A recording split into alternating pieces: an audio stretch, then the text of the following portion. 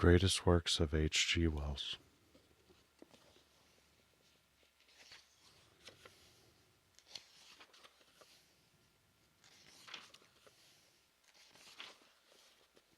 The War of the Worlds. Book 1. The Coming of the Martians. But who shall dwell in these worlds, if they be inhabited? Are we or they lords of the world? And how are all things made for man? Kepler, quoted in The Anatomy of Melancholy. 1. The eve of the war. No one would have believed in the last years of the 19th century that this world was being watched keenly and closely by intelligences greater than man's and yet as mortal as his own. That as men busied themselves about their various concerns, they were scrutinized and studied, perhaps almost as narrowly as a man with a microscope might scrutinize the transient creatures that swarm and multiply in a drop of water. With infinite complacency, men went to and fro over this globe about their little affairs, serene in their assurance of their empire over matter. It is possible that the infusoria under the microscope do the same. No one gave a thought to the older worlds of space as sources of human danger, or thought of them only to dismiss the idea of life upon them as impossible or improbable. It is curious to recall some of the mental habits of those departed days. At most, terrestrial men fancied there might be other men upon Mars, perhaps inferior to themselves and ready to welcome a missionary enterprise. Yet across the gulf of space, minds that are to our minds as ours are to those of the beasts that perish, intellects vast and cool and unsympathetic, regarded this earth with envious eyes, and slowly and surely drew their plans against us. And early in the 20th century came the great disillusionment. The planet Mars, I scarcely need remind the reader, revolves about the Sun at a mean distance of 140 million miles, and the light and heat it receives from the Sun is barely half of that received by this world. It must be, if the nebular hypothesis has any truth, older than our world, and long before this earth ceased to be molten, life upon its surface must have begun its course. The fact that it is scarcely 1/7 of the volume of the earth must have accelerated its cooling to the temperature at which life could begin. It has air and water and all that is necessary for the support of animated existence.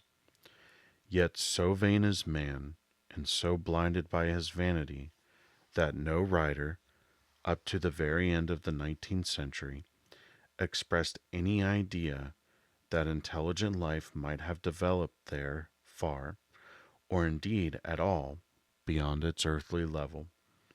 Nor was it generally understood that since Mars is older than our Earth, with scarcely a quarter of the superficial area, and remoter from the Sun, it necessarily follows that it is not only more distant from time's beginning, but nearer its end. The secular cooling that must someday overtake our planet has already gone far indeed with our neighbor. Its physical condition is still largely a mystery, but we know now that even in its equatorial region, the midday temperature barely approaches that of our coldest winter. Its air is much more attenuated than ours.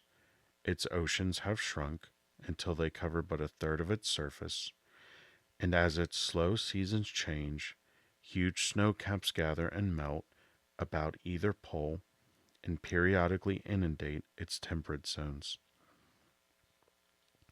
That last stage of exhaustion, which to us is still incredibly remote, has become a present-day problem for the inhabitants of Mars. The immediate pressure of necessity has brightened their intellects, enlarged their powers, and hardened their hearts. And looking across space with instruments and intelligences such as we have scarcely dreamed of, they see, at its nearest distance of only 35 million of miles sunward of them, a morning star of hope, our own warmer planet, green with vegetation and gray with water, with a cloudy atmosphere eloquent of fertility, with glimpses through its drifting cloud wisp of broad stretches of populous country and narrow navy crowded seas. And we men, the creatures who inhabit this earth, must be to them at least as alien and lowly as are the monkeys and lemurs to us. The intellectual side of man already admits that life is an incessant struggle for existence, and it would seem that this too is the belief of the minds upon Mars. The world is far gone, their world is far gone in its cooling, and this world is still crowded with life, but crowded only with what they regard as inferior animals. To carry warfare sunward is, indeed, their only escape from the destruction that, generation after generation, creeps upon them. And before we judge of them too harshly, we must remember what ruthless and utter destruction our own species has wrought, not only upon animals, such as the vanished bison and the dodo, but upon its inferior races. The Tasmanians, in spite of their human likeness, were entirely swept out of existence in a war of extermination waged by European immigrants in the space of 50 years. Are we such apostles of mercy as to complain if the Martians warred in the same spirit? The Martians seem to have calculated their descent with amazing subtlety. Their mathematical learning is evidently far in excess of ours, and to have carried out their preparations with a well-nigh perfect unanimity. Had our instructions permitted it, we might have seen the gathering trouble far back in the 19th century. Men like Schiaparelli watched the red planet. It is odd, by the by, that for countless centuries Mars has been the star of war, but failed to interpret the fluctuating appearances of the markings they map so well. All that time the Martians must have been getting ready. During the opposition of 1894, a great light was seen on the illuminated part of the disk, first at the Lick Observatory, then by Perrotin of Nice, and then by other observers. English readers heard of it first in the issue of Nature, dated August 2nd. I am inclined to think that this blaze may have been the casting of the huge gun in the vast pit sunk into their planet from which their shots were fired at us. Peculiar markings, as yet unexplained, were seen near the site of that outbreak during the next two oppositions. The storm burst upon us 6 years ago now.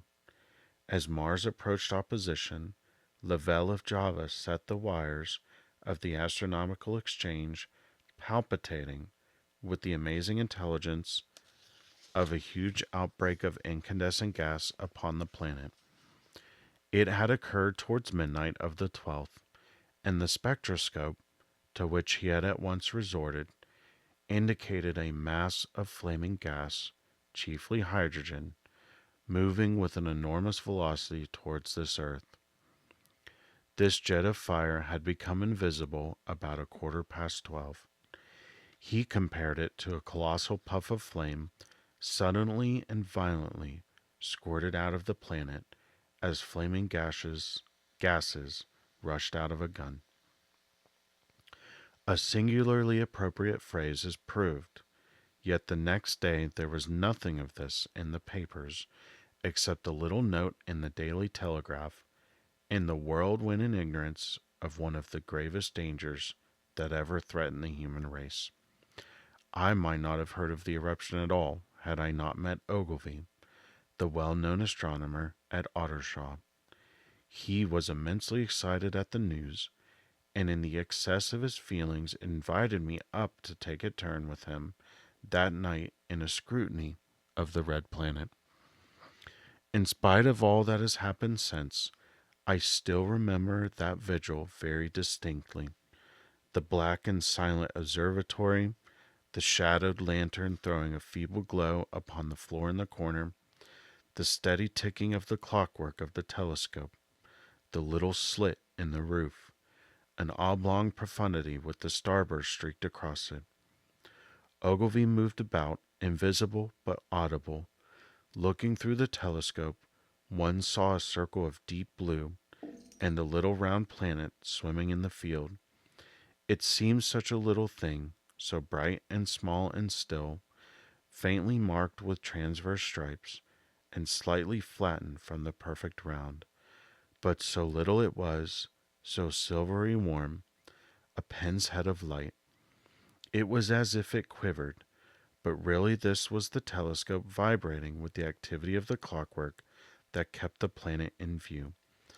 As I watched, the planet seemed to grow larger and smaller, and to advance and recede, but that was simply that my eye was tired. 40 millions of miles it was from us, more than 40 millions of miles of void. Few people realize the immensity of vacancy in which the dust of the material universe swims. Near it in the field, I remember, were three faint points of light, three telescopic stars infinitely remote, and all around it was the unfathomable darkness of empty space. You know how that blackness looks on a frosty starlit night. In a telescope it seems far profounder, and invisible to me because it was so remote and small, flying swiftly and steadily towards me across that incredible distance, drawing nearer every minute by so many thousands of miles, came the thing they were sending us, the thing that was to bring so much struggle and calamity and death to the earth. I never dreamed of it then as I watched. No one on earth dreamed of that unerring missile. That night, too, there was another jetting out of gas from the distant planet. I saw it, a reddish flash at the edge, the slightest projection of the outline, just as the chronometer struck midnight. And at that I told Ogilvy, and he took my place. The night was warm, and I was thirsty, and I went stretching my legs clumsily and feeling my way in the darkness to the little table where the siphon stood, while Ogilvy exclaimed at the streamer of gas that came out towards us. That night, another invisible missile started on its way to the Earth from Mars, just a second or so under 24 hours after the first one. I remember how I sat on the table there in the blackness, with patches of green and crimson swimming before my eyes.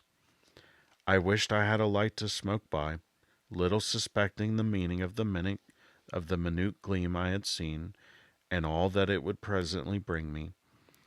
Ogilvy watched till 1, and then gave it up, and we lit the lantern and walked over to his house.